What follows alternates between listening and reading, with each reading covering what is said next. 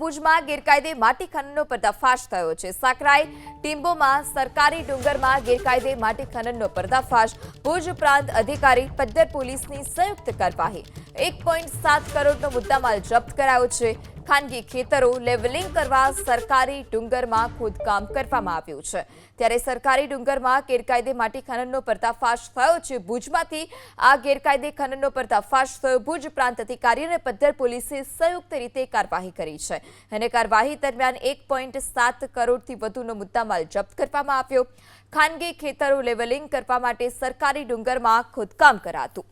ખાનગી ખેતરો લેવલિંગ કરવા સરકારી ડુંગરમાં ખોદકામ કરવામાં આવ્યું છે। ત્યારે સરકારી ડુંગરમાં ગેરકાયદે માટી ખનનનો પર્દાફાશ થયો છે। ભુજમાંથી આ ગેરકાયદે ખનનનો પર્દાફાશ થયો। ભુજ પ્રાંત અધિકારી અને પદ્ધર પોલીસે સંયુક્ત રીતે કાર્યવાહી કરી છે અને કાર્યવાહી દરમિયાન 1.7 કરોડથી વધુનો મુદ્દામાલ જપ્ત કરવામાં આવ્યો। ખાનગી ખેતરો લેવલિંગ કરવા માટે સરકારી ડુંગરમાં ખોદકામ કરાતું।